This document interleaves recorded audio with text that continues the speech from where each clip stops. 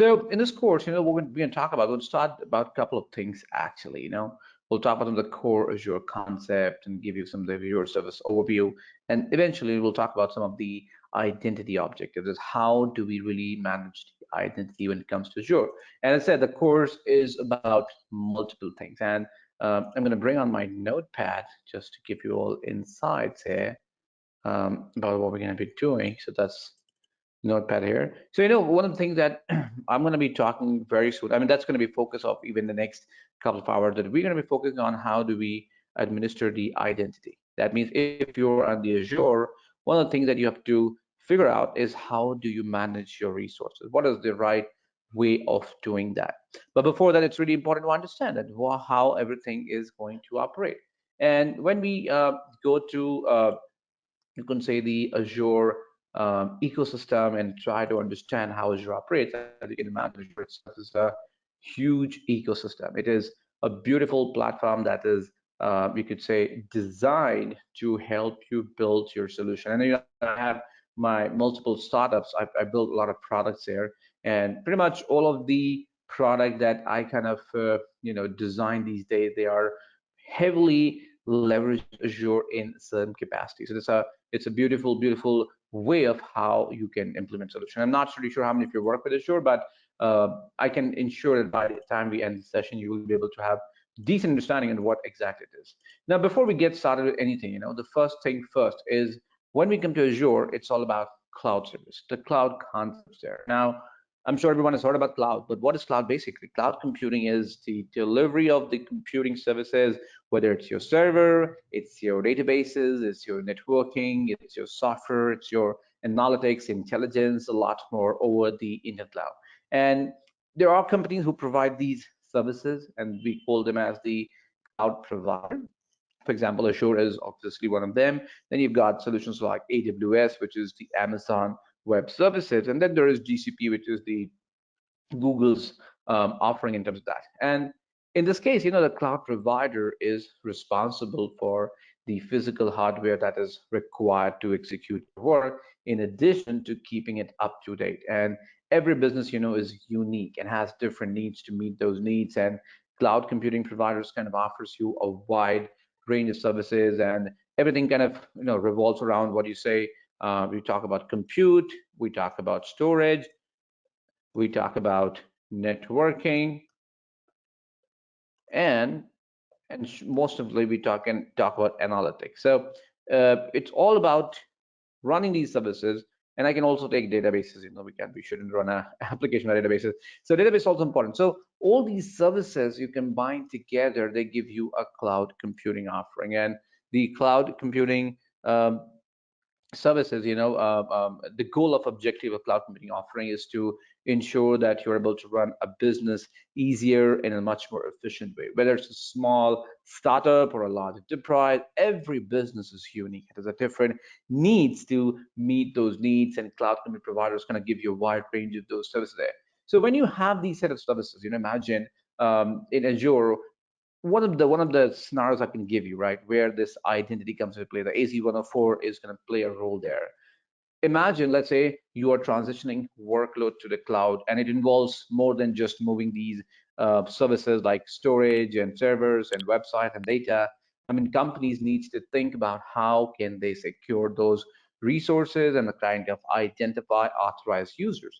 And your company, let's say, plan to implement Azure Active Directory and features like Azure AD Join and self-certified password reset. How do you really do that? What is the right way of kind of evaluating this process? And that's where Azure comes into play. You need to select, let's say, an Azure Active Directory edition and probably implement those features.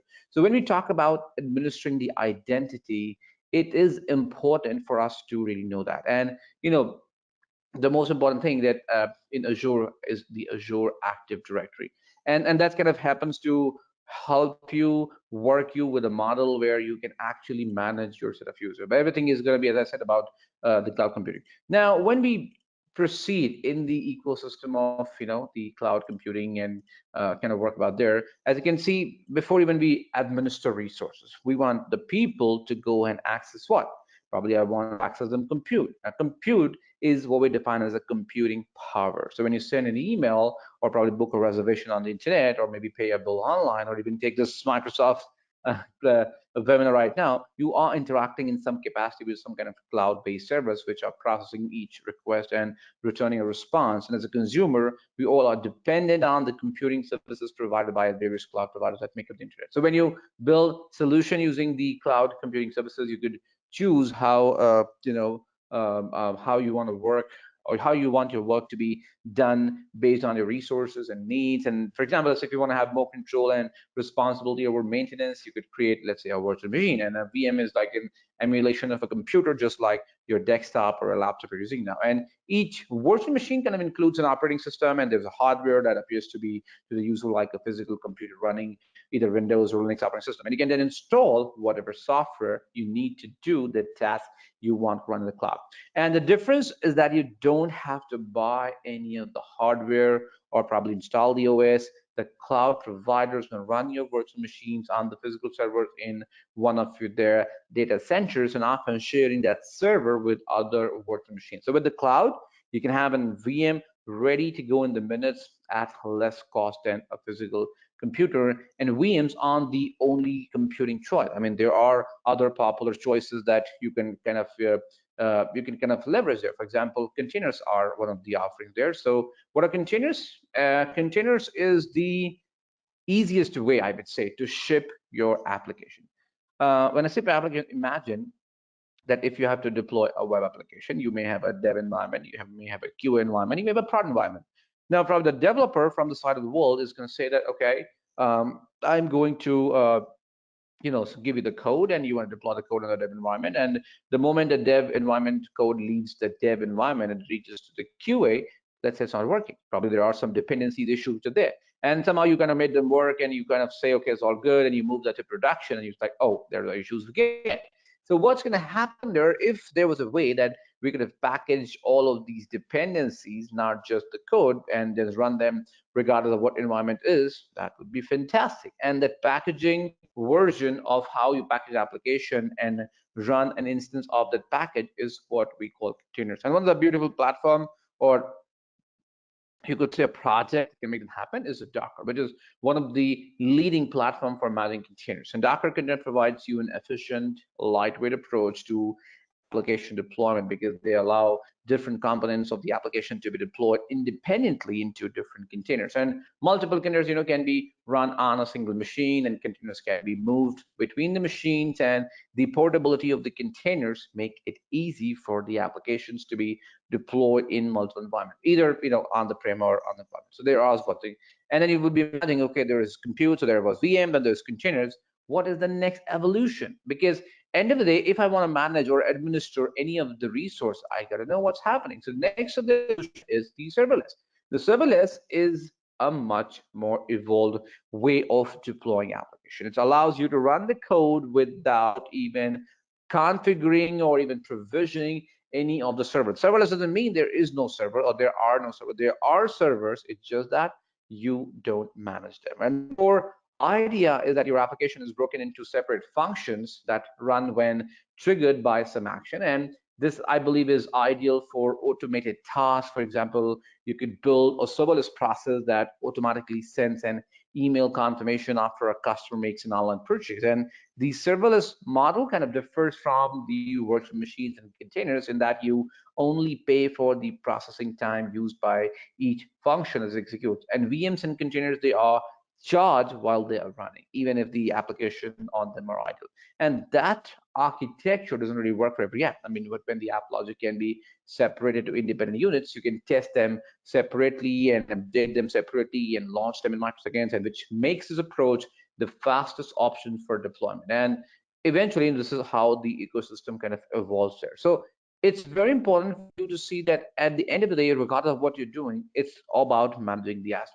And how do you manage everything? You manage everything with the help of, I'm going to put everything on visual side. So instead of me putting slides, I'm going to put things on this. If you heard about Azure Active Directory, now Azure Active Directory is the solution. I'm going to go with this. I'm going to look at the product here. If you look at the Azure Active Directory, what is it? It's a Microsoft multi-tenant cloud-based directory, and it's an identity management service. Which, come on, this kind of happens to exist for you. So if you look at a picture of Azure Active Directory, let me try and get you one beautiful picture I was looking at the day. Let me show you that. Really, let me just copy it. Azure Active Directory, and if I'm able to show you a beautiful image, yeah, this will do it here. If you look at this picture here, in Azure Active Directory, and if I open this part of the world here and kind of zoom on in, so if you look at this, Azure Active Directory is nothing but a multi-tenant Microsoft cloud-based directory, and it's an identity management service there. Now, basically, what do I get with that? I get a single sign-on to any cloud or even my on-prem web application, and Azure Active Directory provides you a secure single sign-on to the cloud and on-prem application, and this single sign-on, which is SSO, kind of includes the Microsoft 365, and there are thousands of SaaS applications like SAP or Salesforce or Workday or DocuSign or ServiceNow or what's not there.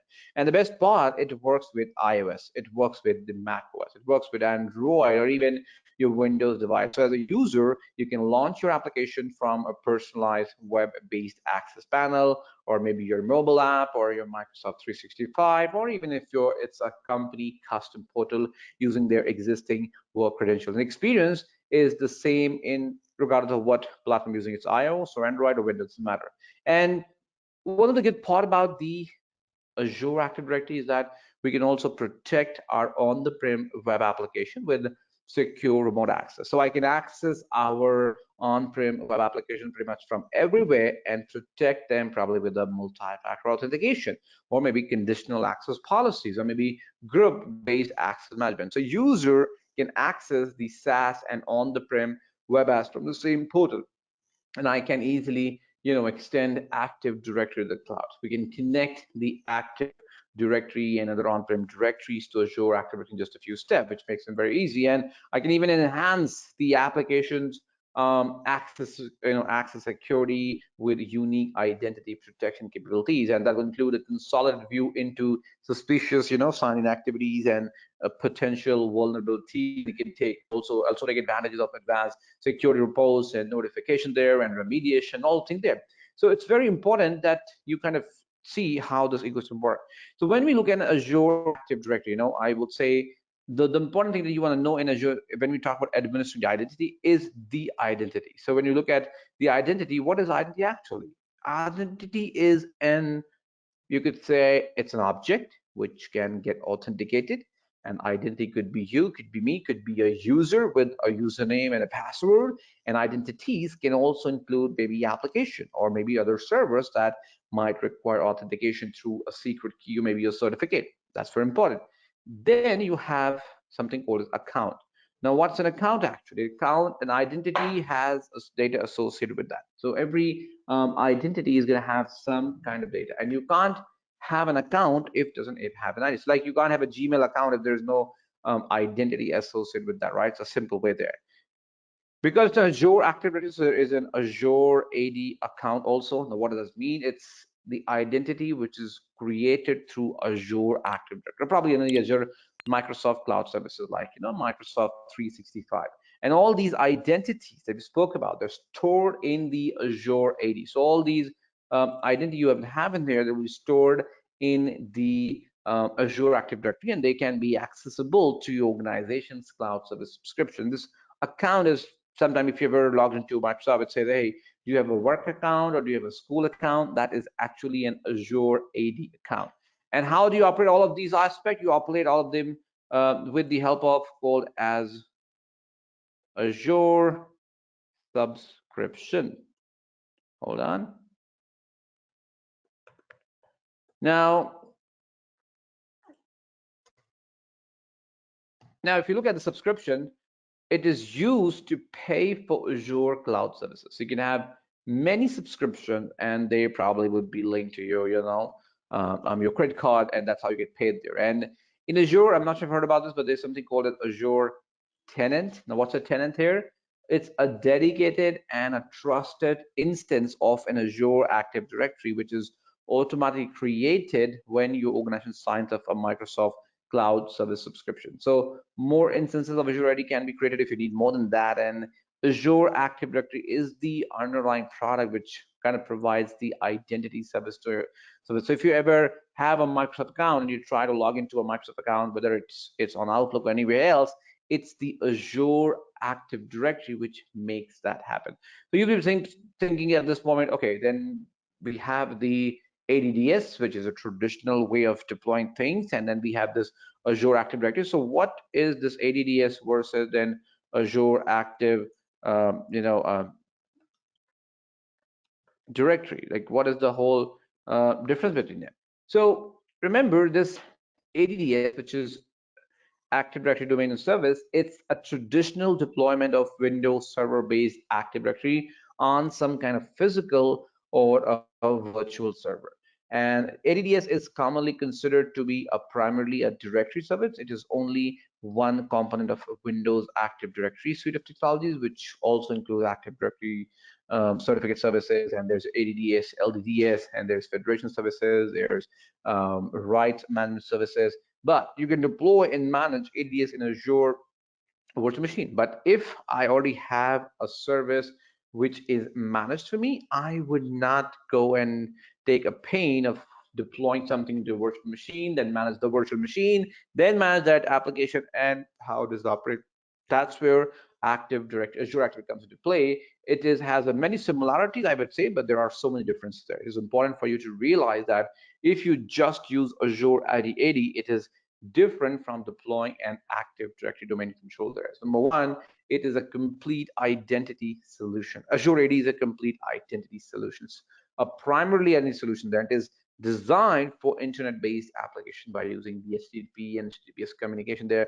Because Azure AD is HTTPS based, I would say, it cannot be queried through an LDAP server. Instead, Azure AD uses a REST API over HTTP or HTTPS there.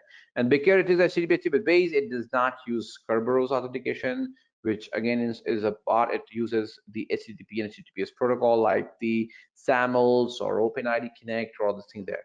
And Azure AD users and groups are created in a flat structure, so there are no organizational units or a group policy object. And the best part, it is a managed service. So you can only manage the users, the groups, and the policies. And ADDS with the virtual machine is going to kind of make things a lot more, you could say, messy for you, because you have to kind of evolve and leverage them. So this is what is important there. So if you look at this, so there are about, if you go to Azure AD additions, there are so many additions which kind of exist. So if you look at kind of the pricing part of the world here, this is our pricing part. So you look at that there are multiple aspects, right? So Azure Active Directory comes into the 4 segments. If you look in here, one is if you look at this part here, which is the free one. So you have a free option here, right? If you look at from the free side of the world, you have the how you have the Office 365 version there. Then you have the premium P2 version here. You have the other option, and you have the premium P1 version here. So you have multiple options that you can happens to exist there. So we have premium P1. If you talk about, so if you talk about, let's say just the free one for a moment here. So what is the free one here?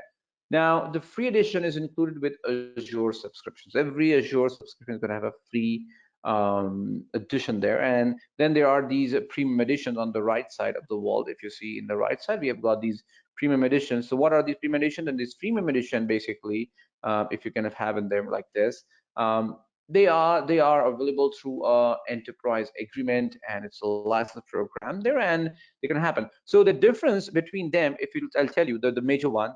The free one is going to help you to get at about a maximum of 500,000 directory objects. And apart from that, it doesn't really support anything else. So there is no core identity access management. There is no business collaboration. There is no Office 365 support. There's nothing like that in that capacity. So there are a lot of features which are missing. Obviously, it's a free one, so it can happen there. But if you go to the Office 365 app version here, then what happened that you kind of get the B2B collaboration, you get the identity and access management of Office 365. So again, the more you pay, the more it goes there. And if I go with the premium offering, which is this in this case, if you look at the premium offering for your side of the world, now the premium offerings are, they're going to give you much everything, whether it's premium features and hybrid identities.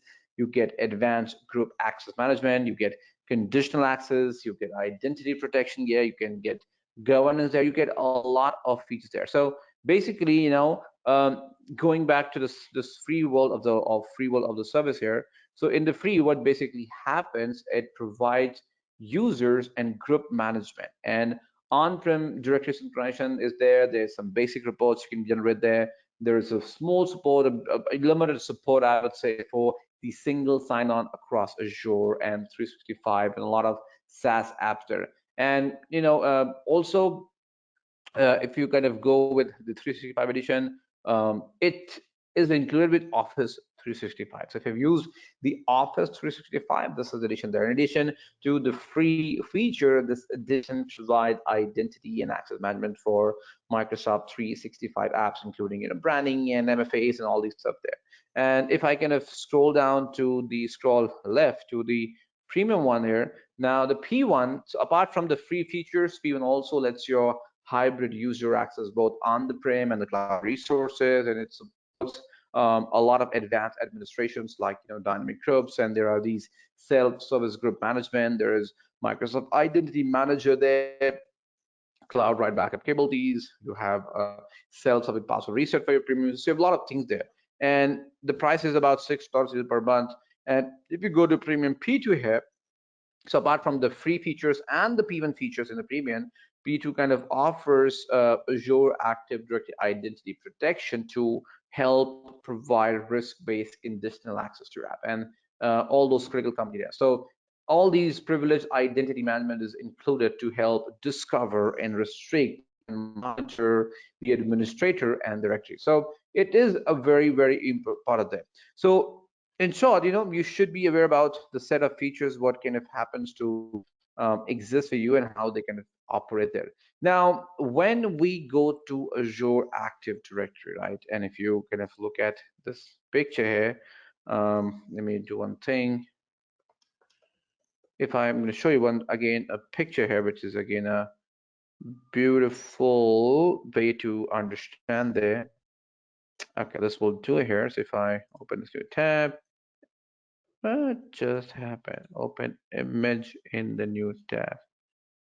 Okay, there we go. And if you kind of scroll here, so if you look at this part of the world here, what is going to happen that Azure Active Directory enables, as I said, the single sign-on on devices and apps and services from anywhere, and any kind of IT administrators.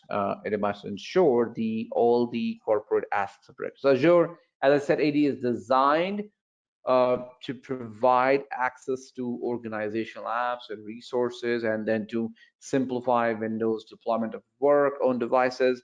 And all you get is SSO, you enterprise compliant there, you get the access to Microsoft Store for Business, there Windows Hello support, all of things there. And in order for you to get a device under the control of Azure AD, you have a couple of options.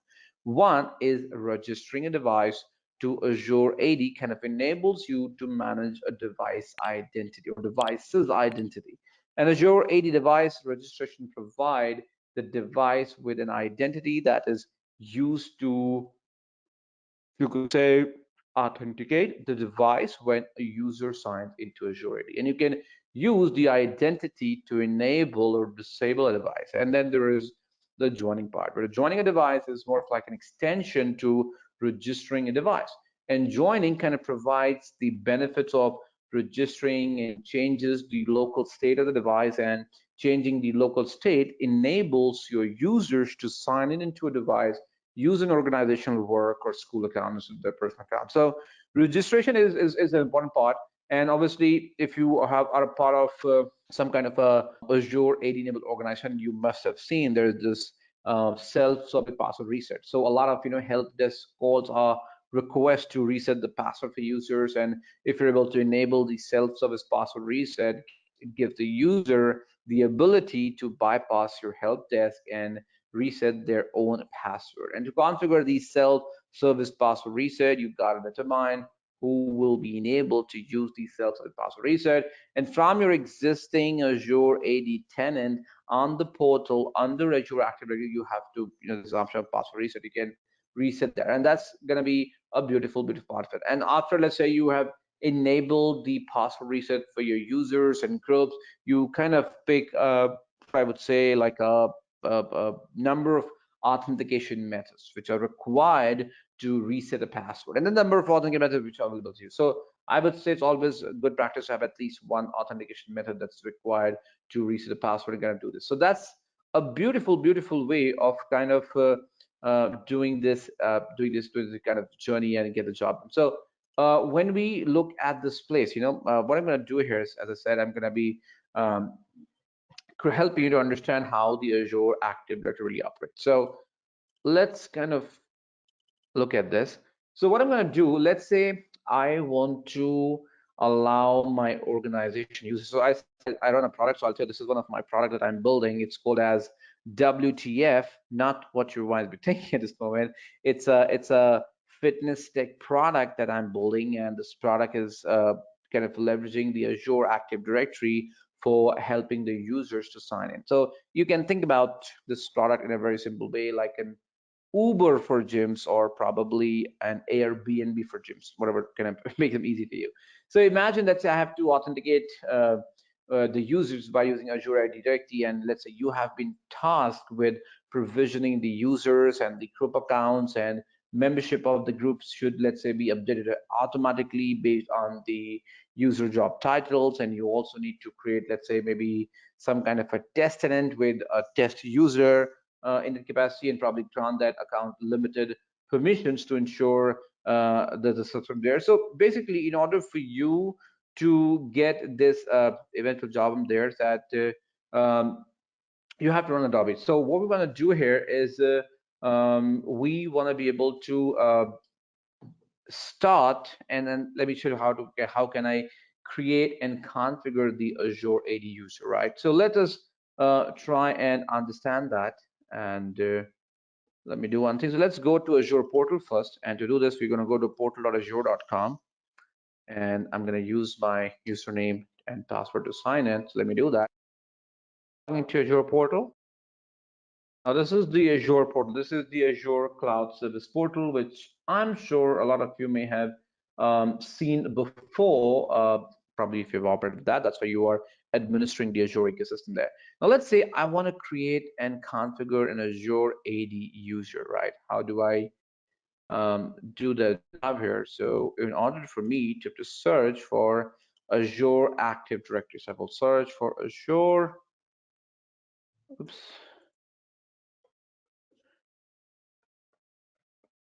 I can see the first option is your Active Directory.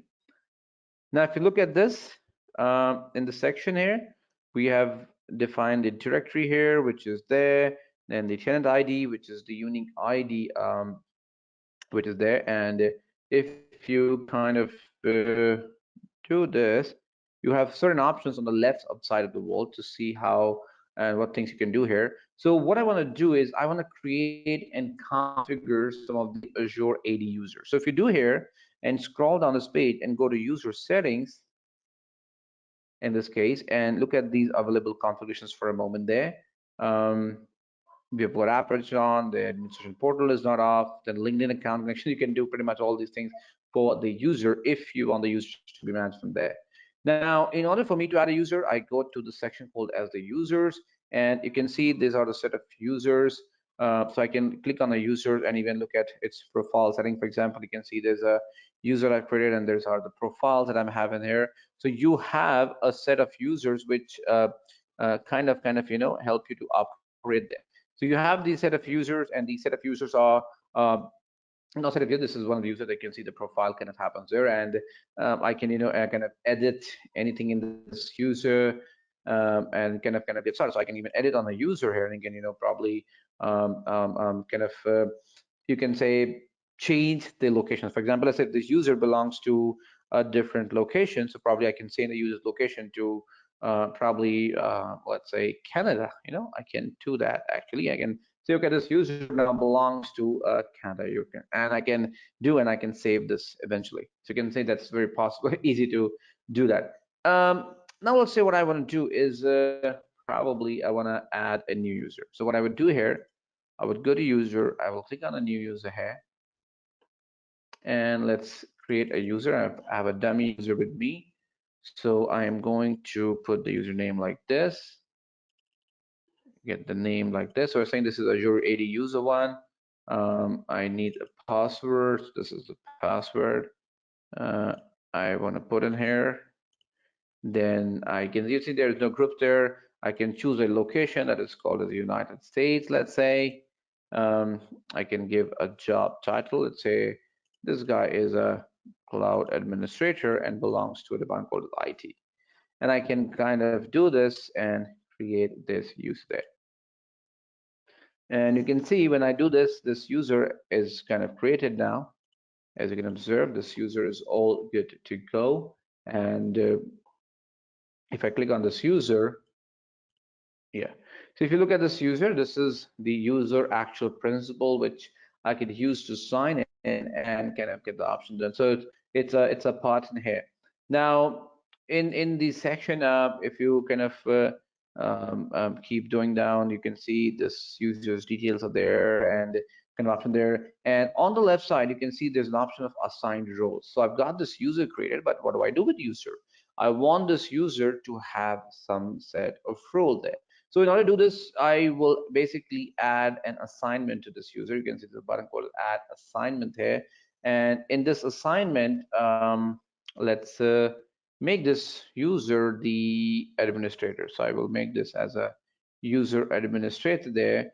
And this role is mapped to, you can see this user, which is already there and, kind of. So in this case, and you can do this job not from this, you can even do this from the portal that I was creating there, and then you can define the assignment types and get a couple of the things there. So I can say, well, this user permanently eligible there, so I don't have to kind of define eligibility there. And you do this assigning part of the here.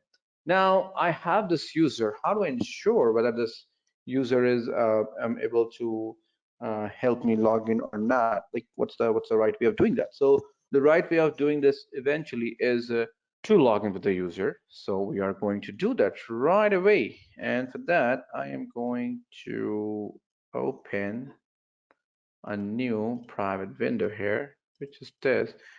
Let's go to portal, not azure.com. And this is my user. Copy, paste. And you can see I'm logged in. Let me put my password back here. This is the password. And it's asking me to put a new password, which is okay. I can do that. Okay, password done. Let's sign in. And you will see that I have now logged in with not my core user, the root user, but this is this user, which is AZ-104 01A AAD user 1. And I'm able to create a user, and now I can, this user is an administrator. I can go and probably launch a virtual machine, kind of do some stuff there. Now, one thing which is not probably there is this user. You can see doesn't have any subscription because I didn't really add it to a subscription here, so you also have to figure that out. But for me, just want to show you that this is how we can do this. So we're gonna quickly, where is the log out of this, and we can close it eventually. Now, as you can see, this is how we create and configure an active directory user. But let's say if I've got a lot of members, not just one user, probably I have 50 or 100 or probably more than that users. So what do I do that? How do I ensure in that capacity to kind of get a job done? So in that case, what I could do is I can create an Azure Active Directory group. So if I go back here and look at this, you can see we have an option for the groups here, right? And I can create an active directory group when I with assign and dynamic membership. That means I can have a set of membership in both the option there. And basically, what happened there, if you kind of gone down, there is a part where I can see my licenses. Oh yeah, I was not able to see that. So you can see here, I don't have any license here. If I want to, so basically create let's say a dynamic group, I would need a license that is called as a dynamic license. So I would eventually need that in that purpose, but for now I'm just gonna kind of skip that. But you can create these options there. So if you kind of scroll down here, you can see there are list of groups and there's this product. So I don't have anything and this case and kind of the there. So in this capacity, you can actually create a license and kind of get started. But again, it's all up to you. How do you want to do that? How do you want to build a solution there? So in certain care, licenses is one thing you have to kind of get a job done, and then as you can see, we've got some other options which kind of happens to exist here. So you can choose a different sort of options. So there's a MDM support, which is the mobile directory support, so you can even have that as an option there. So it's always a perspective of how you could really build a solution, how you could really get a job. But for me, I want to just quickly go ahead and help you create a group. Let's create a group here, and I'm going to call this group probably it's a security group, which is type of there. The group name I will call it. Let's say these are my IT cloud administrator there, and I will say these are my WTF ID cloud administrator there, and membership type in this case could be a dynamic user. You can choose in there, and you can add a dynamic query. Basically, a query will be something where based on the user title, you can say, oh, this user, if I have the title of this, will automatically get some of the roles there. So what we can do is we can probably create a new rule in this case, and that will help you to ensure that the part here. So if I choose a property, probably let's say I want to say that anyone has a job title of maybe equals to, probably what do I say? If someone has a job title of, let's say, cloud administrator there, and this looks fine. Let's add expression there. So you can see here we are able to add this, and this was defined here, so we can save it here and come to my group user, and I can click on create. Now, what do you see that I have a kind of a group of user that are created for me eventually to kind of get started. So it's a very easy way to manage a bunch of users in order to ensure that they have a specific properties or can do this. So it's a easy way of kind of doing this. And probably I can have, so if I go back to our groups here, you can see this is what is the user group which I chose? See, we have IT Cloud Administrator group already there. So this is now existing there, and it's one thing. So let me create one more group actually. So I'll give you, so let's install security group, and I'm going to call it as, these are my system administrator. The other words for cloud administrator. I can actually have a system administrator there and have a dynamic user there, a query, same thing. Let's choose the job title, which is probably equals to, and I will say, you are my friend, a system administrator, right? You can do this, and we can add this expression and save it and create one more group here. And you can see this is a simple way of kind of defining the group. So you are, in short, I want you to give about 10 seconds to look at this and see what just happened here.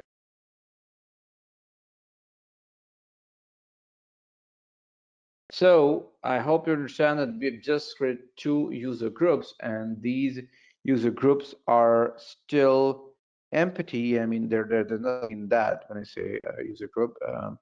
In terms of the solution, it says just a simple group.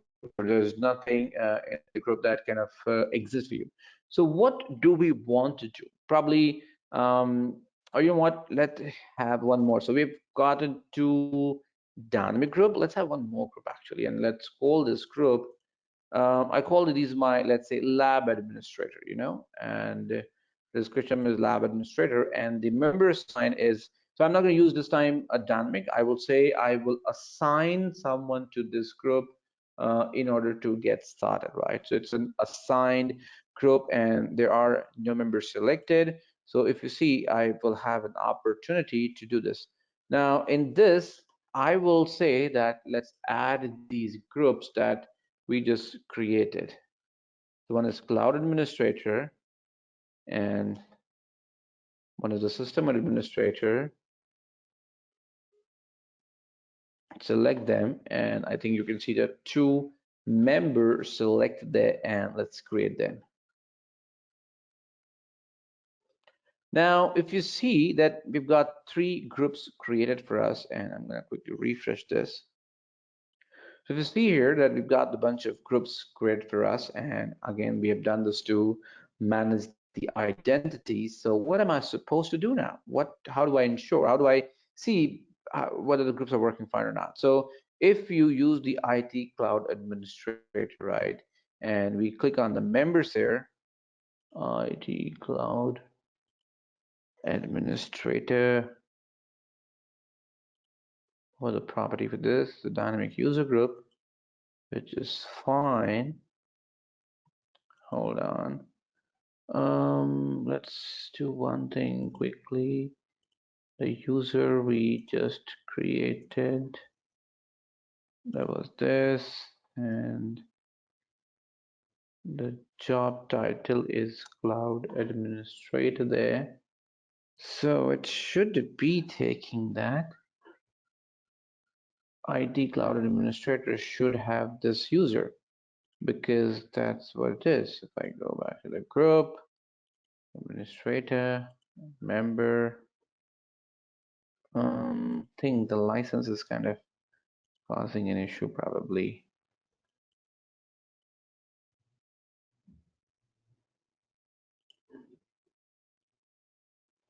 Okay.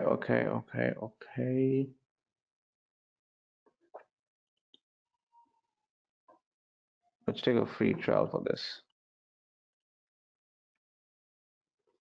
So in order for you, I already have activated. Okay, I know what is happening. Okay, because I have a trial activated, I can't activate it anymore. Let me see how many subscriptions I have.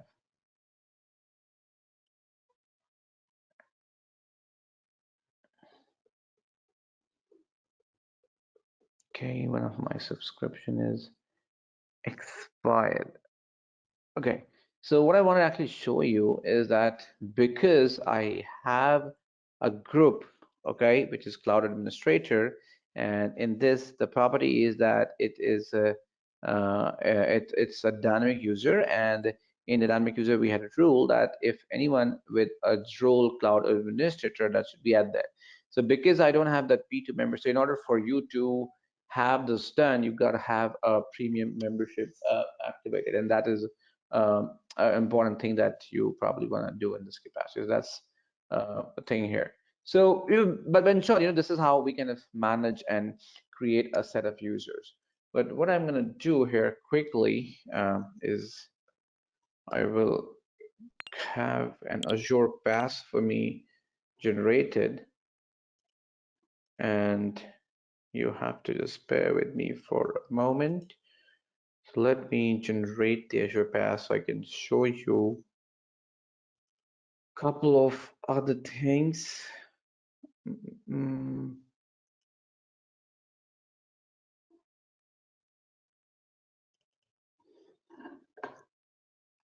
just give me a moment. I'm gonna be fine very soon here.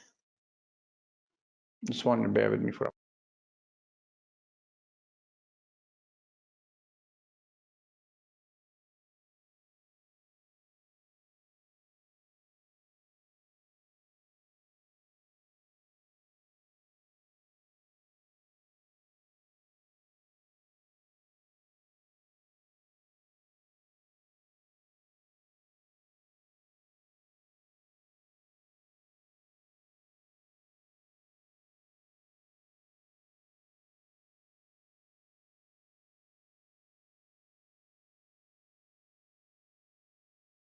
getting on a kind of a username for me, okay?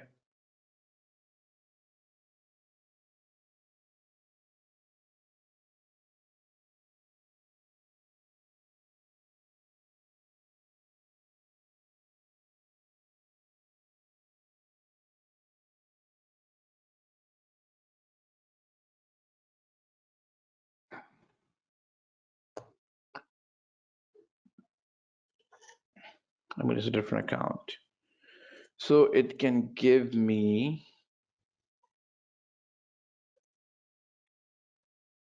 okay, subscription.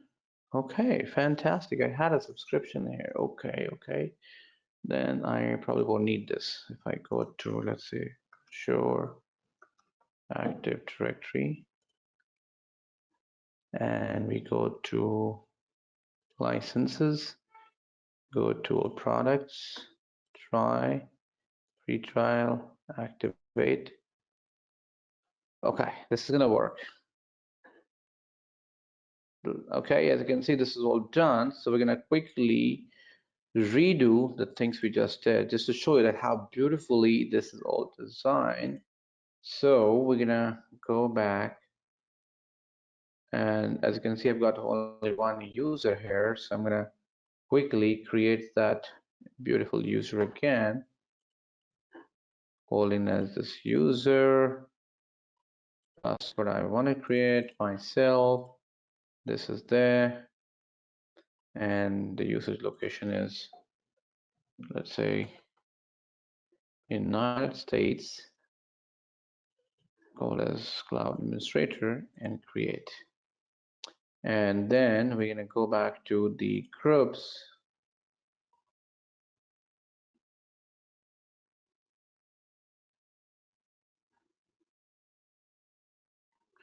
And create a new group.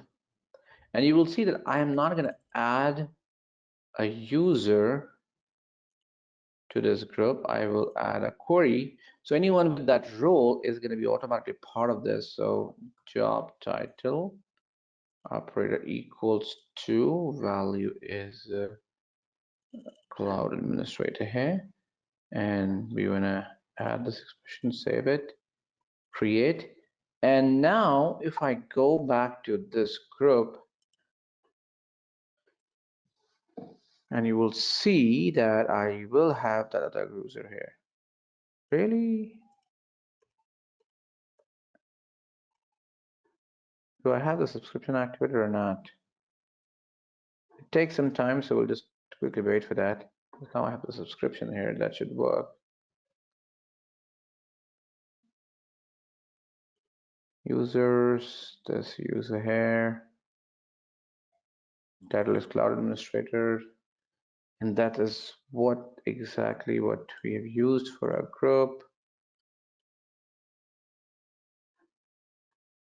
If you look at the properties, it's a dynamic user type.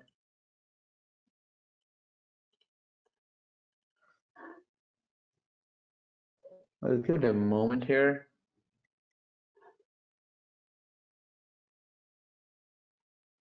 Sometimes there's a delay with the updates, right?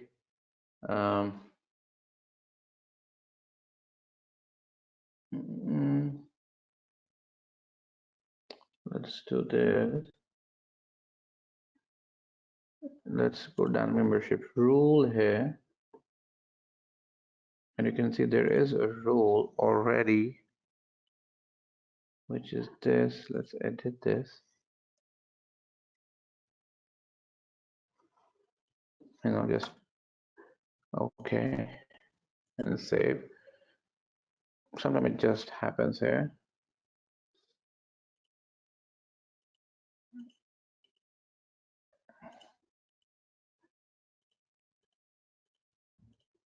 It should take a moment to pop up this user here. It has to come. There is no, oh, yep, there we go, everyone. There we go. As you can see here, now this user is automatically added to this group. So if I add any other user, let's say, let's try that. Let's just see if this works here. You go to users and add a user, and I'm going to add, let's say, Vishal was me, and Vishal here again. And I'm gonna say, you know what, just generate a password. I don't care. Location is United States here. Go to job title. That was Cloud Administrator. Do this, create, and I've got this user also. Now this user, it's like you're onboarding a user and they'll become part of the group automatically. So look at this. I will have this. I should have this other user also that I just created. So we're gonna give it 20 seconds to do that. Let's wait.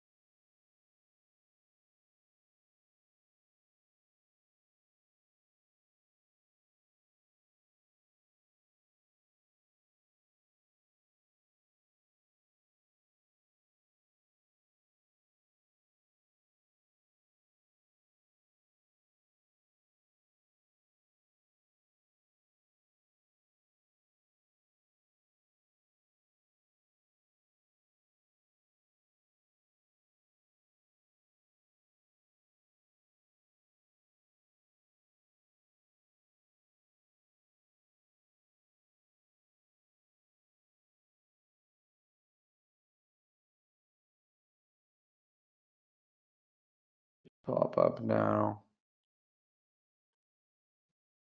So basically the process is happening here, trying to understand. So you create a user, it has to get synced with the AD directory first. And after that, once it's synced, then it's gonna start selecting the users and it will get added. So it takes some time for that entire process to happen by the time you see the user in the group.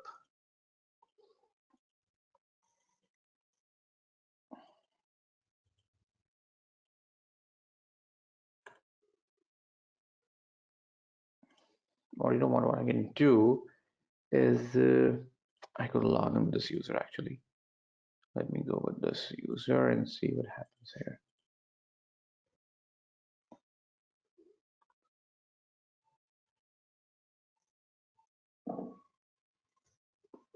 This is the user we had in here. Let's.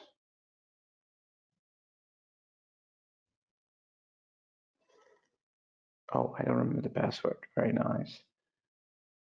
Reset the password. This user here.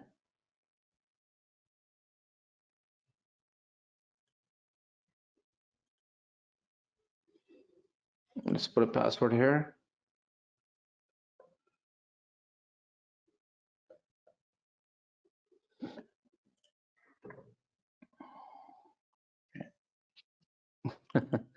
They have seen this password too many times. Okay, don't worry.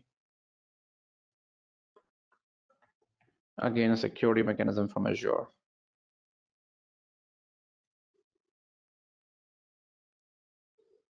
Okay, so I think I'm logged in, and because I'm logged in, I should be able to have this guy part of this group here. We just logged in.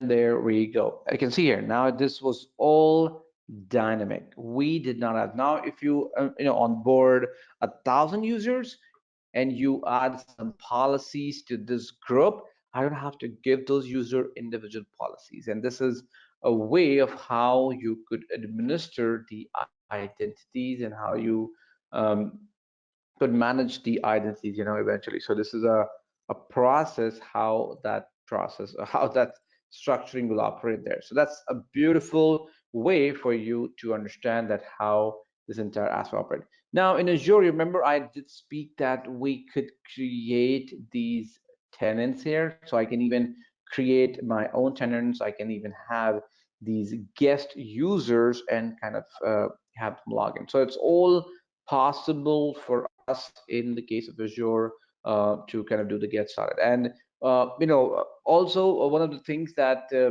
Azure kind of helps you operate is the subscriptions, or you can say, in short, the role-based access control, which again is a important segment for there. So if I talk about this and kind of moving to that next piece for this discussion here, see what eventually happens that at no point of time when it comes to Azure, your job is to administer, and your job is to govern, your job is to govern with compliance. Let's say, for example, your company is moving to Azure, and as a first step, they are in need to obtain an Azure subscription, and you are responsible for obtaining an Azure subscription for your company, and you're also responsible for, let's say, effectively managing the cost for them. So what do you do in that case? In that case, one of the things you have to first understand in Azure, and going to our discussion here, that Azure is all about regions. So you have to first, if I want to be compliant, I need to know where I'm going to comply with. So Azure is about regions, and let me quickly show you this beautiful map, which is going to show us the Azure regions.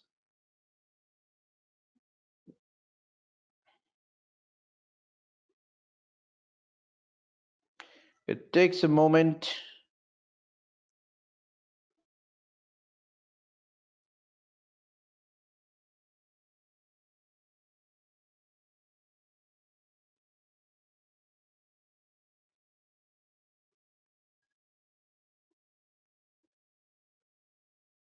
It's happening.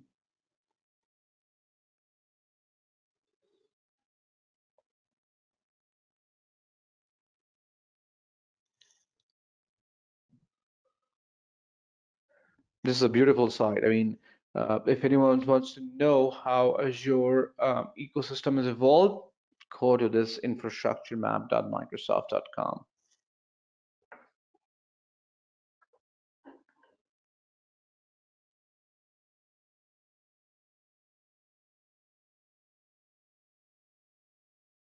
Okay, there we go. It takes some time to kind of do this.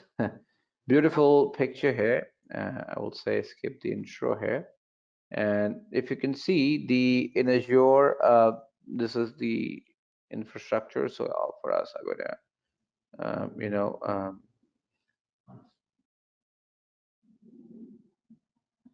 look at a region. So what happened there, Azure has a lot of regions. Now, what I'm trying to help you understand, if you see globally, they've got so many regions. If I click on one of the panel here, it says this is a Japan region. So basically what regions are, Microsoft Azure is made up of data centers, which are located around the globe. And these data centers, they are organized and they're made available to the end user by the concept of region. And what is a region? A region, you could call it as a geographical area on the planet Earth containing at least one, but potentially multiple data centers. And the data centers are in close proximity, and they're networked, as you can see on the slide, on this beautiful picture here. They're networked together with a low latency network. That's how these arrays are moving there. And there are different regions. You can see there's Japan East as a region, there's Japan West, there's China North too. There's so many regions, and they're available in about 140 plus countries. So the regions are something. I mean, it's a fact that Azure has more global region than any other cloud provider, and these regions, they kind of, you could say, provide the customers the flexibility and the scale that is needed to bring application closer to the user. And these region, they kind of preserve, you could say, data residency, and they offer comprehensive compliance and resiliency options for the customer. And for most Azure services, when you deploy a resource in Azure, you choose the region where you want to deploy your resource. And there are some services or virtual machine features which are only available in certain regions. So you have to be careful about that. And some global Azure services that do not require you to select a region, and there are some services then. And for example, Azure Active Directory, we just understood it's a service that doesn't require you to select a region there. And there is Microsoft Azure Traffic Manager there. There's Azure DNS there, and each Azure region is paired with another region within the same geography. Together, making a region pair there. And the exceptional is, I think, Brazil South, which is paired with a region, outside geography. But all the regions are kind of paired is within the geography, right? And one thing that you want to know about the region is the physical isolation. So Azure, if you see this picture carefully, if you kind of look at this beautiful diagram.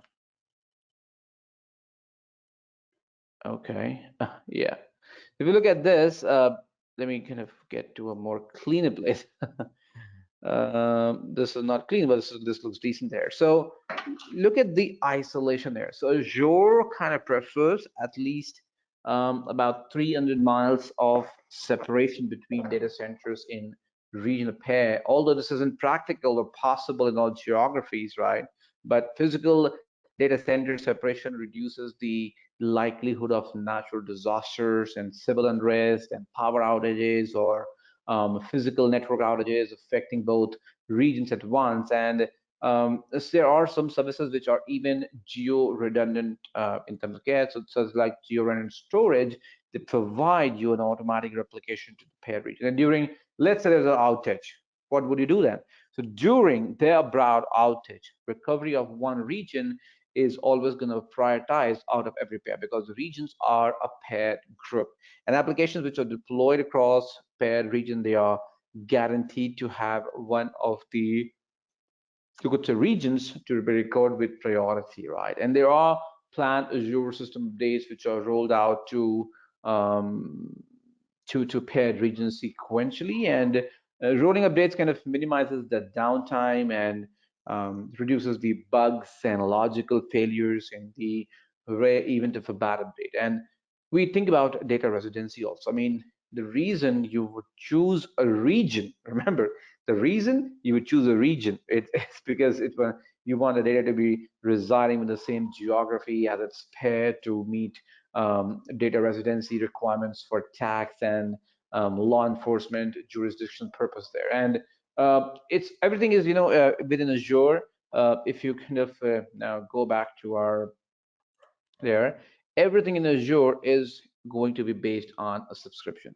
Now, a subscription here eventually is a, you can say it's a logical unit of Azure services that is linked to an Azure account. So billing for Azure services is done on a per subscription basis. So if your account, let's say, is the only account associated with the subscription, then you are responsible for billing eventually. And subscriptions kind of help you kind of help you to organize access to cloud service resources, and they also help you to control how resource usage is reported and is billed and it's paid for. In each subscription can have a different, you could say, billing and payment setup, so you can have a different subscription and different plans, and by department and by project, and there are regional offices and so on. And every cloud service belongs to a subscription and a subscription ID there. So if you look and see,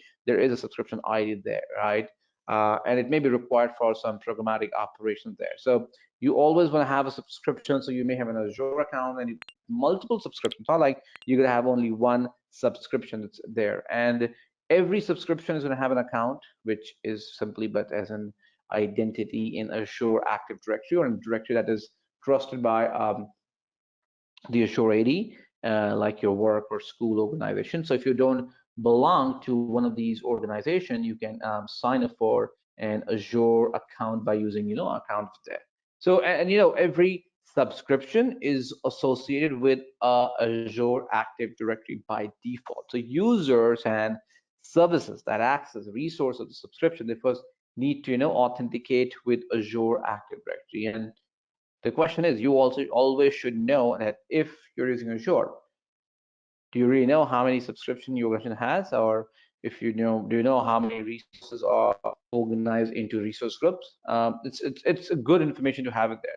And there are, I mean, several thousand ways to get a subscription. There are these enterprise agreements. There are these Microsoft resellers. There are partners. There is a personal free account. So mine is a personal free account there. And if I go with, and if I show you also Azure Enterprise Agreement subscription, look at this one. So basically, what happens there, the enterprise agreement, in this case, if you look at this, eventually, what happens here, it can add Azure to the agreement by making an upfront monetary commitment to Azure. And that commitment is consumed throughout the air by using any combination of the wide variety of clouds. So Azure offers kind of.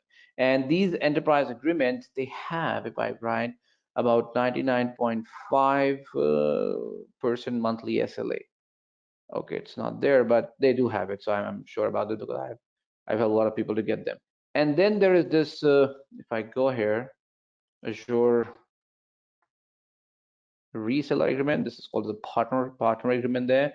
So which is also one of the important thing for you to kind of know about. So there's a partner agreement that can happen exist, and so you can buy Azure through this open licensing program, which provides you a very simple and a flexible way to purchase cloud services for your Microsoft leaser. And if you've already purchased in Azure in an open license key, you can activate a new subscription or probably add some more credits there. And there's also partnerware where you can find a Microsoft partner who can assign or who can design, I would say, and implement your Azure cloud solution. And these partners, they have the business and the technology expertise to recommend solutions that can meet the unique needs of your business. And it's really, so the way you can do this, I mean, the easiest way you can do this is you can have this Azure free subscription here. Sorry for my there. Yeah, so this is what I am using actually. So it's a free subscription, a beautiful or an easy way to kind of get started here. As you can see here, this is a free account here.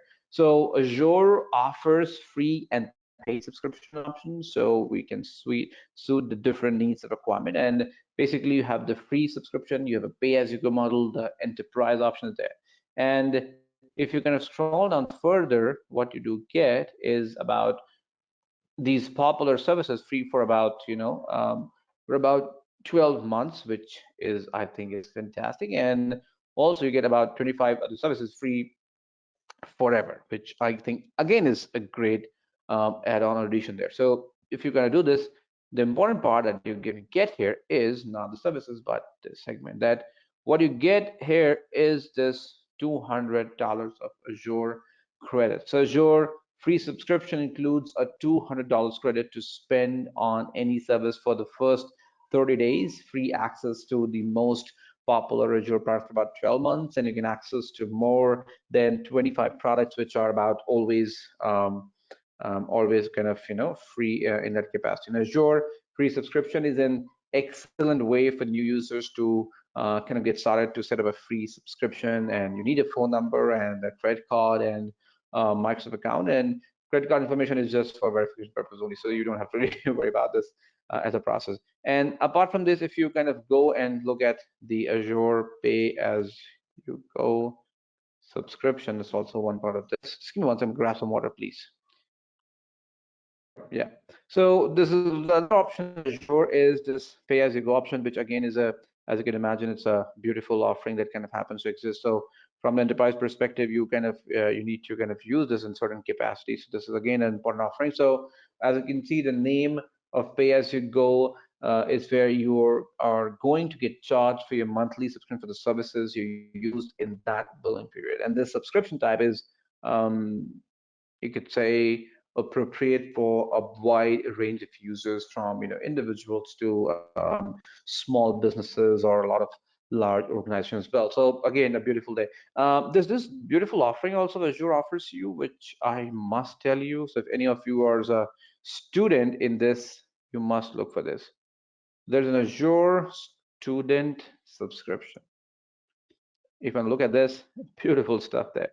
What you get here is about this one. That's the important thing. So with the Azure student subscription, you get about $100 credits to be used for about 12 months, plus the select free services. And the good part, you don't need a credit card, but you need to have an identity to prove that you are a student. If you're not a student, then no, it's not going to give you that all there. So that's one thing there. And one of the things that you have to do, and if you look at this in all the cases, that everything is about the cost here, right? So with Azure products and services, you only pay for what you use. As you create and use Azure resources, you're going to be charged for the resources, and you use Azure cost management and billing features to conduct the billing administrative task and manage these billing access to the cost. And you also, it's featured to monitor and control Azure spending and to optimize Azure resources. So cost management is again an important thing from the administrative perspective. Azure kind of shows you the organizational cost there. So if you look at this, um, sorry, billing cost management, billing service. If you look at this part here, this service, I mean, obviously I'm not going to have a lot of stuff here, but if I look at this, it's going to give me some information there. Yeah, so right now it's all empty here, because I have this subscription which is being used here. So if I kind of look at the subscription, you can see the subscription kind of is where I can get see my cost here. So basically, the cost management shows organizational cost and the usage pattern with advanced analytics. And there are reports in the cost management show the usage based cost consumed by different Azure services and some third-party marketplace offerings. And these costs, they are kind of based on the negotiated prices and factors in reservation. And there is this Azure hybrid discounts also, which collectively show the reports about internal external cost favors. And there are other charges like reservation purchases and support and taxes, which are not kind of shown in the report, but you can do this. So you can do this. And the way as an administrator, you got to be understanding is the way that cost management helps you to plan for and kind of control your cost about analysis, about budget recommendation, about exporting the cost and data. So you use the cost analysis to explore and analyze your organizational cost, and you can view the aggregated cost by organization to understand where the costs are accrued and to identify spending trends, and you can see an accumulated cost over time to estimate the monthly and the quarterly or even the yearly cost trends against the budget. And then there are these budgets which help you to plan for and meet you can say the financial accountability in your organization, and they help prevent the cost threshold or limits from being surpassed. And then there are budgets which can help you inform the others about spending to proactively manage cost, and with them you can see how spending progresses over time. And you also get a lot of recommendations, which I think is a beautiful way of doing that. So recommendations are something which can show you how you can optimize and improve the efficiency by identifying these idle and underutilized resources, so they can show less expensive resource options when you act on the recommendations. So it's a good part of doing that. You can even apply tags to your resources to logically, organize them by categories, and each tag kind of consists uh, of a name and a value pair. For example, you can apply a name environment as a tag, and the value as by environment is a production or it's a dev to resources. And after you create your tags, you associate them with the appropriate resource. And with tags in the place, you can retrieve pretty much all the resources in your subscription uh, with the tag name and the value, which means that you can retrieve related resources from different resource group, which also there. So if you look at the tags here, I may not have any tag, but you can see this is a name value pair. So I can define those and perhaps one of the best use of tags is to grip the billing data. So when you let's say download the usage CSV for the services, the tags kind of appear in the tags column, and you can group the virtual machines by cost center and production environment. And there are, I think, couple of things I would suggest to you for the tagging is each resource or maybe a resource group can have about 50 tag name value pairs, not more than that. And tag applied to resource group, they're not inherited by the resources in that group. So it's all up to you, right? And there are these reservations which can help you to save money by paying ahead. So you can pay for 1 year. So one of the also thing about cost savings, if you go to Azure reservations, again a good part of doing this. So the reservations, again a good part of doing this. So if you look at the reservations from the administrator perspective, it can help you save money by paying ahead, and you can pay for about a 1 year or 3 year of virtual machine and SQL database compute capacities and Cosmos DB throughput or Azure resources. And the prepaying also allows you to kind of get a discount on the resource you use, and reservations can significantly reduce your cost up to 72% on a pay-as-you-go prices. And these reservations, they provide you with a billing discount, and they really don't affect any of the runtime state fair resources. So again, an important aspect there. And Azure also gives you what we call as Azure Hybrid.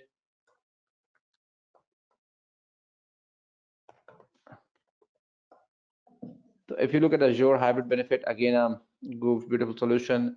So what Azure Hybrid Benefit is all about, if you look at this, Azure Hybrid Benefit is a pricing benefit for customers who kind of have licenses with software assurance. And Azure Hybrid Benefit helps maximize the value of existing on-the-prem Windows Server or SQL Server license investment when you are migrating to Azure. And there is a Azure Hybrid Benefit saving calculator to help you determine what savings you may get in there. So you can always look at this calculator from this perspective. You can look at the calculator and see how that can help you. So again, a beautiful way of doing things. And remember, one of the things in Azure, remember we spoke about the regions. Now with the Azure regions, the pricing kind of changes by the region. So the regions are gonna have every region is going to have a different set of law and taxes and data center cost, electricity cost, and cooling costs. So there are so many costs. It's not necessary for you to get a same cost of a virtual machine in the region 1 versus region 2, because the cost is going to be measured based on certain parameters, and those parameters are the one which would eventually help you decide which region you want to choose. You always want to choose the region that is in the close proximity of the users, and you want the users to have the best experience. So the farther the region, the I would say not good the experience would be. I mean, I wouldn't say the bad, but it's not that going to be good here. So imagine, let's say if I am in the Japan for now and I'm having my resources or app deployed in the US region, then obviously I'm gonna send my request all the way to the US, and it's going to come back all the way from the US to Japan. So there will be a latency. So in this case, you have to do a trade-off between the regions sometime, just to see which is the right option, which is the best option that can suit your requirements. Again, a very important factor that I would suggest you have to do in all the cases. So it's very important. And if you're, let's say, not at all I would say sure about anything in Azure, that okay, how everything is going to work or operate, the easiest way for you is to open this calculator that you see on the screen. And this is a kind of better version of that. So you can see here that I have an option to choose a set of services, and those services are eventually going to help me. So if I look at an example scenario, for example, you can see this is a simple scenario for big data. There is a real-time scenario for this. And if you look at all these services that kind of happens to exist here, look at service from this, from the left side, you've got the ingestions. We're using Synapse services. There's storage for your data store. There's Polybase for machine learning. In terms of this, there's Synapse here. And if I want to use all these set of services, how do I really know what's the cost here? The best way for me to know the cost is if I add this to estimate, for example, you will see it's going to show me an estimate. And if I go all the way to down here, you could see the different price. This is probably going to be the upfront cost, and I'm going to pay monthly, which you can imagine is not a small number. It's a big number. So you have to be you have to also think about those perspectives, that how and when you want to be able to bring the price. So pricing is an extremely important thing from when it comes from the perspective of an Azure administrator, and that is again a very very important. So what you need to think, you need to think about the subscription there. That say, um, I want to manage subscriptions. I want to manage the role-based access control. So what say if I want permissions to create a user? Maybe I want to have some kind of custom role there and probably assign these roles to an Azure AD users. I mean, it's how it has to work. So in order to do this, what I would want to address, so let's say if I go in here and if I select for management groups, we have this set of management groups here, and you can see here, and look at this management group message at the very top. So it is saying that they are used to get and say that you are already registered to an admin, but do not have the necessary permission to access root management. So in order to do this, what I need to do first, I have to first add and create a group here. So always make sure that your groups are always ready and you have the necessary permission there. So if I go to this and go to my properties here and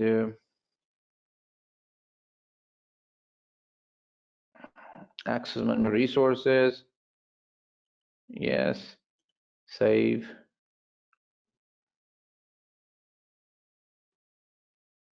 and this will take a moment here. I should be fine this time. Yep, as you can see, it says the start using the management group here, so it's all good. So let's use this.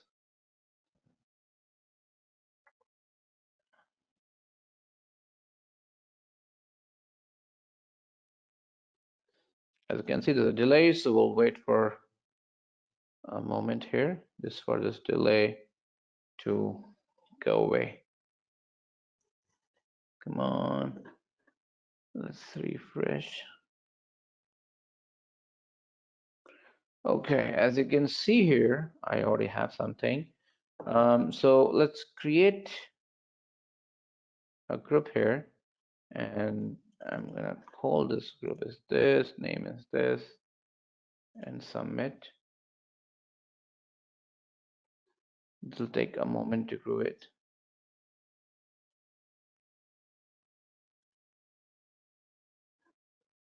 Still creating. So this is one place where you can, see what's happening in Azure.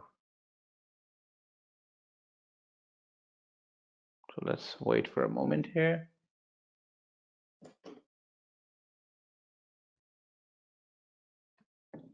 Okay, it's all done. So as again, this is a group is created now. Now, in this is my newly created management group, right?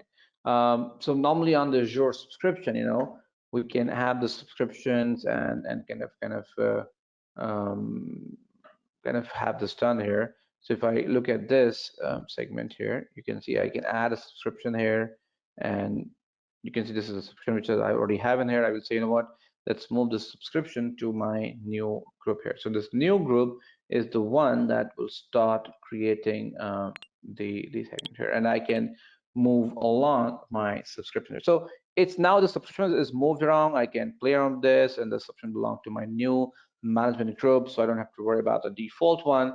And from here, I can create these role-based access control and assign the permissions to the user and see what they can access and what they cannot. So this again becomes a very, you could say, interesting piece for us to operate on and kind of get started. So this is, a part of how we could really leverage and build on the Azure ecosystem, and that's something you should know. You be aware about. So this is a very, very important segment there to kind of get started. Although we kind of didn't move in the cloud a lot of air, but that's what it is. But in terms of when we go to the cloud, there are a different cloud models. So all these services that we were speaking about, they all kind of rely on the type of cloud models you kind of have in there. So obviously, if you have a public cloud, it is owned by cloud providers. It provides resources and services to multiple organizations and users who connect to the cloud services via a secure network connections, typically with internet there. And all these public cloud models, they have an ownership, they have multiple end users, they have availability, connectivity, and with the public cloud, there's no local hardware to kind of manage or keep up to date, and everything kind of runs on the cloud provider's hardware. And in some cases, cloud users can save an additional cost by sharing computing resources.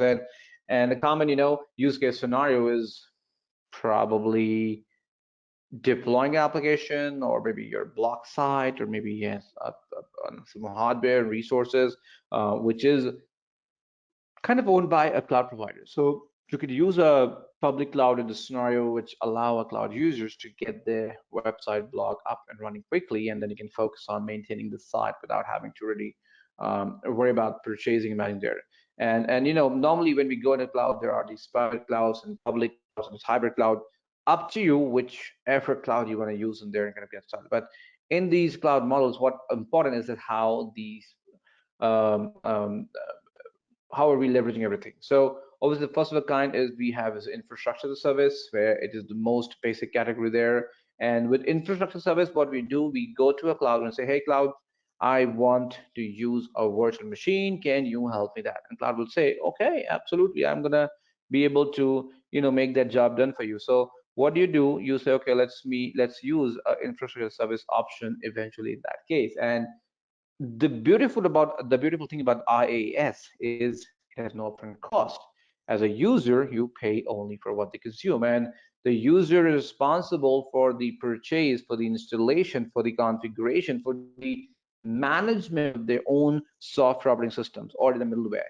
And then the cloud provider, they provide the ownership. So the cloud provider is responsible for ensuring that the underlying cloud infrastructure is available for the user. And then let's say if I want to migrate some workloads, I think IaaS is the best. Or if I want to have a test and dev environment, I think IaaS is the best. Or for website hosting, IaaS is the best. Then you have these set of other models where we've got the platform service, which is an environment for building, testing, and deploying software applications. So the goal of the PaaS is to help create an application as quickly as possible without having to worry about managing the underlying infrastructure. For example, when you're deploying a web application using the PaaS, you don't have to install an operating system or a web server or even system updates. PaaS is a complete, you could say, a dev and deployment environment in the cloud, and with resources that enable organizations to deliver pretty much everything from a simple cloud-based app to sophisticated cloud-enabled applications. So resources basically are purchased from the cloud provider as on a pay-as-you-go basis, and that's over the secure integration. So there again is no upfront cost with that, but as a user, you will be responsible for the development of their own application, but they are not responsible for managing the server or the infrastructure, and that will allow the user to kind of focus on the application or the work that they want. So the cloud provider becomes kind of more responsible for operating systems and the network and the service company, everything that's revolved around this. And then finally, there is the SaaS model, which is the software that's centrally hosted and managed by the end customer. So, SaaS is typically licensed through a monthly or annual subscription. And for example, Office 365 is a simple, plain, vanilla example there. So again, you don't have a penny upfront cost, but user just, as in this case, there is no responsibility. You just have to go ahead, use the application software, and that is it. So it all depends on what kind of service you want to be leveraging and how you want to do this, and that's going to be the journey behind this. And that's what we wanted to kind of talk about today in this beautiful webinar. Now, before we kind of wrap it up and I'll have Leela take over there, I want to quickly give you an insight on this course that is going to help us understand the course offering basically. Give me 1 second here. Okay, so if you see what we are doing here, what would you do after this step? This step after this is you want to continue your learning with this hands-on labs and probably get Microsoft certified eventually at the end of the day. And what is there is this AZ-104 there, right? And if you're prepping for AZ-104 or the Microsoft Azure Administrator certification, and if you look for guidance, I think you've come to the right place. That's the NetCom here, and we kind of just went through a skim through about the AZ-104 course offering. As you can see, it's a 4-day course. Imagine the kind of absolutely will have in there. And the way do this is it's an exam that measures the ability for those who are responsible for the role of Azure Administrator, and this exam kind of validates your knowledge of managing the cloud services, which span across, I said, all these services there. And what happens here, in Azure, the exam itself is about 150 minutes there. You get multiple choice questions, about 40 to 60 of them, and the objective is to help and see how you could actually manage the identities and governance and implement the storage part of the world and deploy these storage compute resources and configure these virtual networking and monitor and backup resources, all of these things. So this course is going to help you do all of things. And the good part of doing this with NetCom is when you get the access to the labs for about 180 days, which is pretty awesome there. All the courses are being recorded, so you get about 365 days of the access to recordings of the class, so you can always recap them, review them.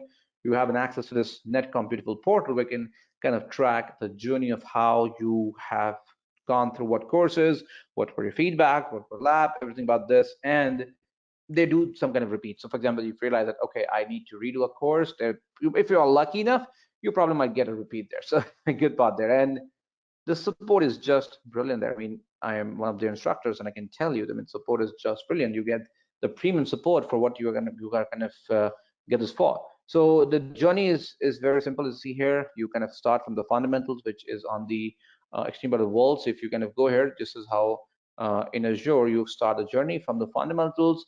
You kind of move to the Administrator Associate, which is where we kind of start in there. This is how you want to grow your role. And after this, you want to go and implement probably the cloud solutions, and you want to probably design, implement end-to-end cloud solutions, implement network solutions. So it all depends of how you want to grow upon, or what is your eventual understanding on this process. And then you can become like a DevOps individual, which again is a beautiful course offering. So you can become a DevOps, so I can become an agility operator. But if you see, everything kind of starts with this offering. You got to know the administrative certificate. You got to know the way of how Administer operates. So again, it's a very important course offering in the Azure ecosystem there. And the benefits of Azure, I think it's just super crazy. One, obviously you can tell the rest of the world that, hey, I am the Azure certified administrator. So that kind of gives you more job opportunities. People are looking for some beautiful, great administrator there. So you kind of stand on the market, that you're not just one who knows the certification, you are also certified there. So it's a beautiful way of kind of moving to the next thing in the ladder there. So again, an important factor that you probably want to do this. Then obviously this is more of like the data. In all the organization, you kind of these days you want to maintain a culture of certification. People want to continuously learn. I have my startup. I've got about 200 odd people employed there, and still I'm training because I want the rest of the world to kind of share. I want to share my knowledge as much as possible with people. So it's a beautiful way to kind of get certified, get trained, get moving, get trained, get moving, get trained, get certified, and then get moving. So it's all a way of how you want to do things eventually. And this again is a important part of this journey. So you will have to kind of think in that direction and see how will that eventually work for you. So that's again an important thing for you. Then in terms of the certificate, as I said, this certificate, if you look at this certificate, I explained that is for anyone who wants to kind of start their journey with the Azure ecosystem and can get started. This is the course where you will be judged on how to manage identities, how to implement storage, how to manage compute resources, virtual networking, and eventually the resources. About this aspect. And the way your Azure ecosystem certificate operations, some of the facts you should know that one of them is this is a role-based certification. You get about 1 year of the certification accessibility. The process is very simple. You have to just go ahead and kind of get the job done. All the content that's covered is during this. It's focused on edit. So every time you kind of have an update, you will get this content updated with you for you. So you get a free renewal assessment for the last 6 months before you certify. So you kind of know what's happening, and based on that, you can get in touch. So it's a beautiful, beautiful way to do that. So if and when and where you start this journey is important. And when you do this, it's time for you to let's get trained and for you to get certified. And that will help me to bring to the end of my presentation. So thank you very much, everyone, for listening me here. Leela, now this is over to you. Thank you so much for joining us. We are going to take a moment to hear from Eliza while everybody gets their questions into the questions panel. We're going to hear from Eliza. She is our product manager, and she's going to introduce some promotions and webinar related courses.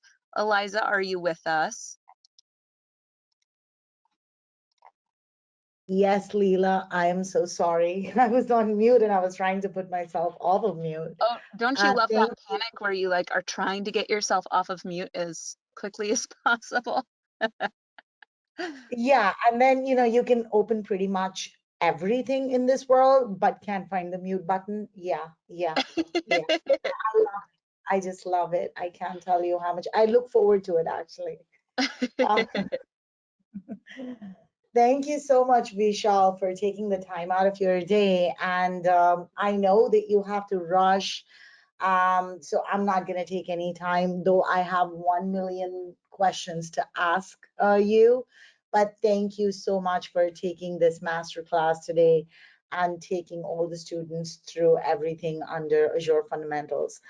So I'm just going to go and jump onto the promotions as opposed to keeping Vikas here because I'm sure, others have their questions.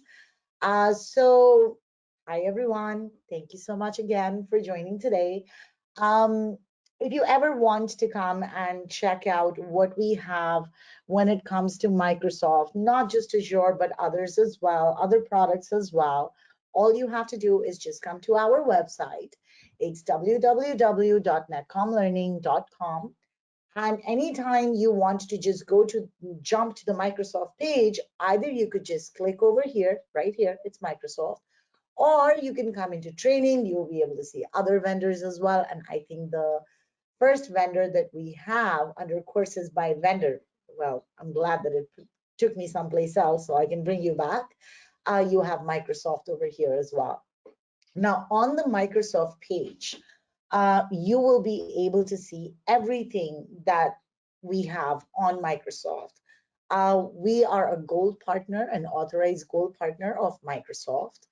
And if you want to check out the role-based certification paths, because I know all of you probably are coming from different roles, different departments, and you probably want to take a training or so on and so forth, which is apt for you. So if you want to match your role to a particular Microsoft certification, you could just come and check out the Microsoft role-based certification path. And like I was telling you before, not only just Azure, but thanks again, Vishal, for taking through Azure. You also have Microsoft 365, Dynamics 365. There was a time when I didn't know the difference between Microsoft 365 and Dynamics 365. I know it now. And then you have your Microsoft Power Platform.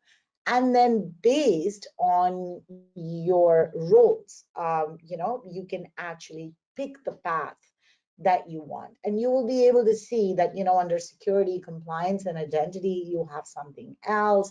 You have technical roles over here, technical skill set, and then you have various fundamental courses also. Today, you were part of the fundamentals course, and then, you can just move on from there into expanding your technical skill set. You can also download the brochure if you want to. But don't forget to check out the resources as well. So we have various resources over here. This is going to end December 30th, I believe. So people are actually redeeming their SATVs with us right now. But you have several case studies. You also have, this was today's masterclass, as a matter of fact. You have the blog over here. You have e-learning on Microsoft application if you want to enroll now.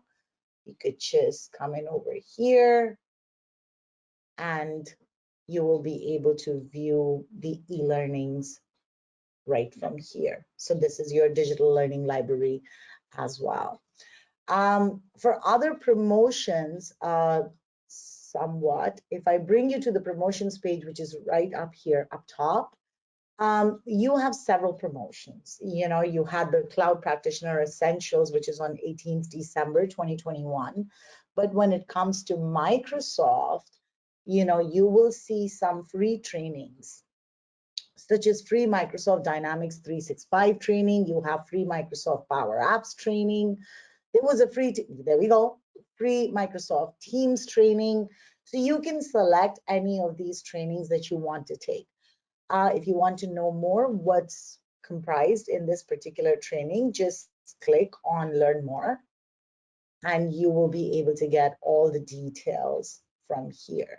All you have to do is just call us or send us an email at this email address. We do have a small ask though, that this will be a free training. It depends on the topic that you want to choose. We can build the course outline for you.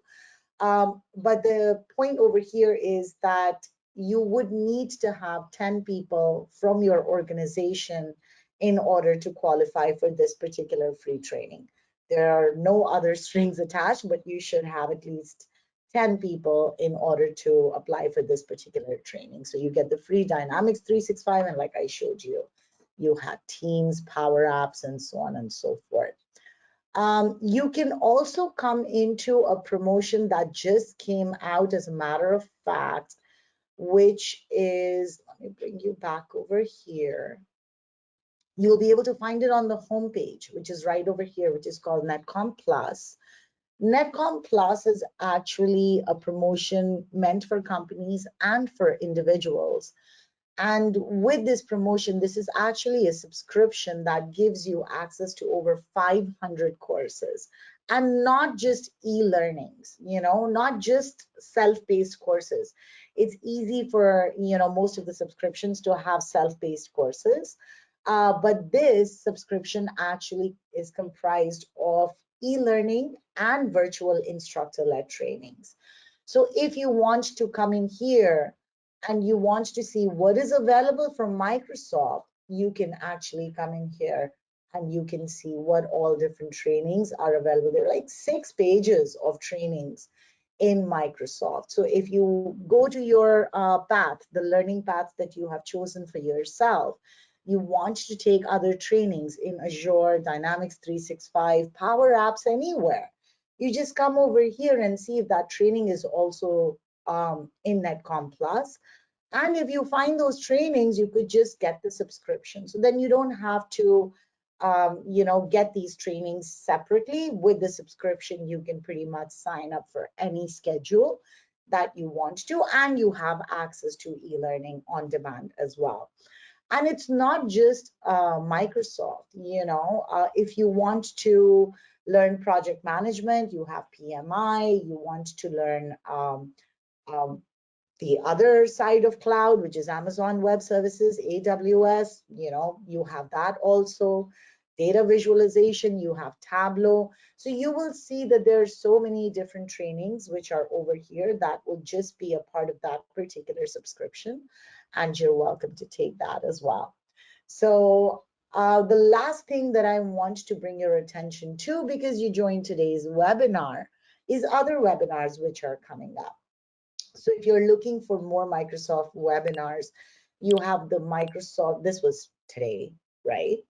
And then you have the Discovery Day coming up for AWS. Then you have another Azure Data Fundamentals Masterclass, the DP900, coming up on February 12th, if you want to sign up for that, and several others. If you would have missed a class in the past, now master classes are usually not put up, but you know, sometimes they are, depends on what type of class it is. So you have some master classes over here as well that you can actually watch on demand. You will have that in about 24 hours. I think in today's Saturday, so you would probably be able to see today's master class on Monday. So you should be able to see all of that over here.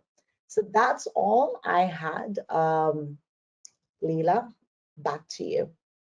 Thank you. And we're going to get right into the questions. We do have one that I think is more geared towards you. It says the minimum attendees should be 10, or is 5 also good to start the free training? I'm not going to put numbers to it, even if it is 5 trainees. How about this? Just send an email on microsoft@netcomlearning.com. Let us know what you want training on. Let us know how many attendees there are from your organization. That is going to be sent over to an enterprise learning consultant, and they will set that up for you. If 5 is okay for that particular course, then they will set that up for you. What did you say that email was? Microsoft@netcomlearning.com. You can find it over here as well. So if I take you into promotions, am I still sharing my screen? Yeah. Yes. Okay. All right. So if I take you back to promotions and you pick this Dynamics 365 training, I love Dynamics 365, by the way. I just love it. If you pick this particular training, you'll be able to see this contact us option. Email is microsoft@netcomlearning.com. Any training that you pick, you would see an option to call us, or the email address where you can email us. Okay, awesome. Well, let's see. We have another, I think it's a follow-up on that, or what you just covered. They're asking, is this a free course? Yes, this is 2 hours of free Microsoft Dynamics 365 training. Microsoft Dynamics is, it's not a topic that you will be able to complete in 2 hours. So usually what happens is when we get requests like this, I'll just give you what has happened in the past, is yourself and the 5 other team members, or the 4 other team members besides yourself, who are going to join this training. You pick a topic. You say, hey, I want my 2-hour free training on this topic on Dynamics 365 or in Azure or something else. And once you let us know that, I don't think there is a free 2-hour Azure training, but in Power Apps also, or Teams also, you say, hey, this is what I want to cover in these 2 hours. It is completely free of charge. See, it says right here, our 2-hour free training on whatever you choose. It can be a blessing for your organization. I've never read that before, but okay, that's nice. It is a blessing for an organization. Wonderful. And they're asking, this is another follow-up from the same client, how can we work together as a team? I am a product owner. I'm sorry, I didn't understand that. How can we work together as a team? I think it's more, how would they get started working together? Would it just be to email that same Microsoft@netcomlearning.com and just? I think, is it the topic? How can we work together as a team? Is that a topic? Is that a free Teams training that you're looking forward to? Maybe I'm just. I'm not sure. Thinking. Let's wait for a little clarification. Okay. Awesome. Let's see. Our next question we have is, how can I get the MOC? And I think this might be for Vishal. Microsoft official courseware. Microsoft official courseware. The MOC, you should have that available on your student portal. If you have not received the credentials to the student portal as yet, so if this is the first time that you're joining a webinar like this or a class like this, then you would need new credentials. But if you have already joined our classes, our master classes, or have taken a training from us, you would already have a student portal. If you have not, that's okay. I believe that you will be able to get your credentials on Monday. So not over the weekend, because we're in a weekend, but during Monday for the attendees. Whoever attends the class, we set up the credentials, and within that student portal, I can probably take you to the student portal, but I'm not going to see any Microsoft official courseware, but I will show you where you'll be able to find it. So I'm going to log in, and if you will go into your completed classes. Oh, you know, you should be able to get your courseware from here someplace, I think. It should be on the portal, the Microsoft official courseware. I will not get it, but you, because I'm not the one registered for this particular class, but you guys will be able to get it. Wonderful. Let's see. Okay, I do have clarification on that question. They mean, how can we work together on some of the projects if we need assistance, or can we do something as a team, like a group of 10? Yeah, sure. Just let us know what training you want. And when the enterprise learning consultant, so what they're going to do, give a good number, right? Not a board number. Let us know your number where we can get in touch with you. Let us know the time when we can get in touch with you, because sometimes we call and you're not around or you're in a meeting. Give us a time when we can get in touch with you. And based on that, you know, we can set up something. Maybe it's something that you need with it, which is a mix of two different kinds of trainings. You know, it could be managing projects, that's more towards a free PMP training, but you want to mix that with Microsoft or in Dynamics 365, we can definitely do that. It might be that you might need two different free trainings. We don't know that yet, right?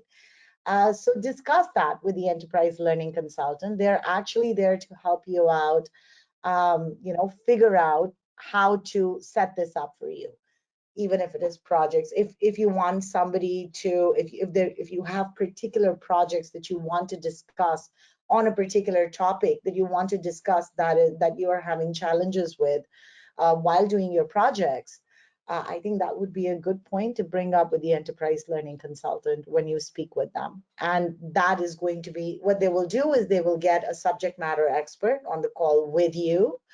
And that subject matter expert is going to propose what the outline should be. If you're okay with it, then you can have your free 2-hour training. You're more than welcome to do so. Awesome. Thank you so much. Okay, so it looks like we've got a couple more questions, and then we're going to have to go ahead and wrap up today. So if you do have any other questions that you just need to ask, go ahead and get those in. Can an identity, can an identity also be thought of as a user?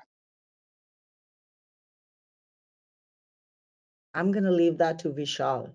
That's You do not want to ask me that question.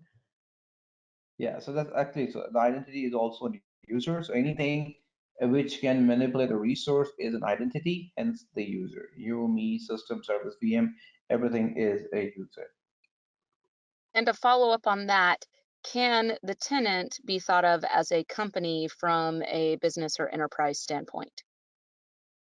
Yeah, absolutely. It's all up to you with how you create tenants. So if you get a free tenant, that's a different story. But once you go to and you subscribe for an subscription, you can create your own tenant, and that can be your business or anything from that perspective. Wonderful. Thank you. Looks like we were a little light on questions on your side of it today, but I know you've got some other stuff that you need to get to. We did have a comment that they said you're an amazing teacher and very clear. So thank you, Vishal, once again for joining us.